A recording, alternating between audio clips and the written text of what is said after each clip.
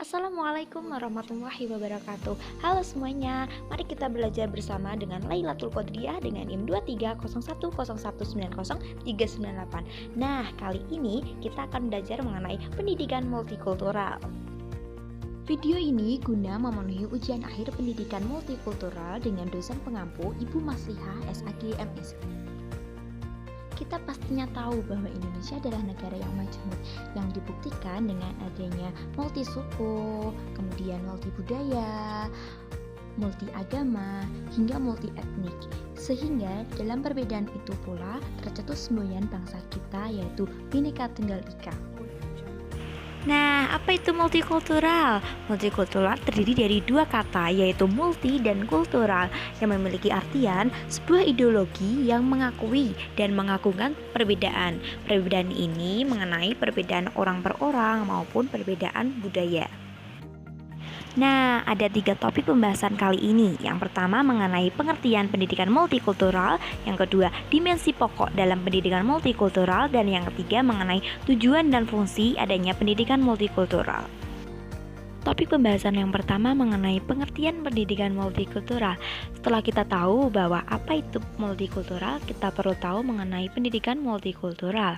Pendidikan multikultural adalah sebuah pendidikan yang menghargai perbedaan dengan memahami, menghormati, dan menghargai harkat martabat manusia, yang menjunjung tinggi nilai-nilai kebudayaan, etnis, suku, dan budaya. Topik selanjutnya mengenai dimensi pokok dalam pendidikan multikultural. Yang pertama adalah integrasi isi atau content integration, yang berkenaan dengan upaya-upaya guru untuk memasukkan informasi keetnisan dalam pembelajaran. Yang kedua yaitu proses konstruksi pengetahuan atau knowledge construction process, berkenaan dengan prosedur bagi guru membantu siswa memahami materi pembelajaran dan bagaimana posisi individual dan kelompok etnis atau ras dan kelas sosial berpengaruh terhadap upaya memahami materi tersebut. Yang ketiga adalah dimensi pengurangan prasangka sosial dalam pendidikan multikultural, berkenaan dengan karakteristik sikap rasial siswa dan strategi-strategi yang dapat digunakan untuk membantu mereka menumbuhkan sikap dan nilai-nilai lebih demokratis. Dimensi yang keempat yakni dimensi keadaan pembelajaran, berkenaan dengan upaya guru memfasilitasi berbagai kelompok etnis atau kelas sosial agar mendapat kesempatan yang sama dalam memperolehan pembelajaran.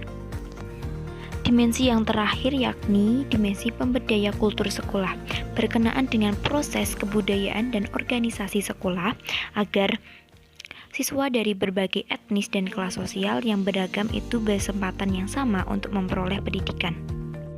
Kemudian topik selanjutnya mengenai tujuan pendidikan multikultural.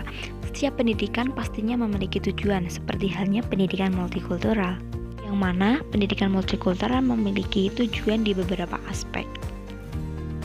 Tujuan pendidikan multikultural yang pertama mengenai aspek sikap atau attitude goals adalah untuk mengembangkan kesadaran dan kepekaan kultural, toleransi kultural, penghargaan terhadap identitas kultural, sikap responsif terhadap budaya, keterampilan untuk menghindari dan meresolusi konflik.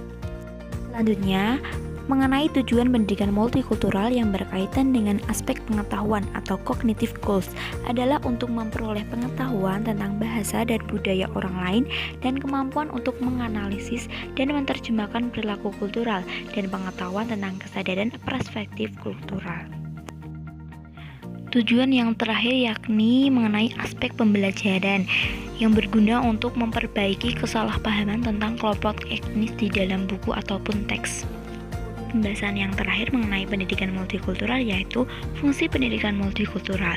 Jadi, fungsi pendidikan multikultural itu ada 4. Yang pertama mengenai pengembangan literasi etnis dan budaya, yang kedua mengenai pengembangan pribadi, dan yang ketiga mengenai klarifikasi dan sikap, dan yang terakhir berkenaan persamaan dan keunggulan pendidikan. Nah, kita sudah belajar mengenai pendidikan multikultural kan? Asik bukan?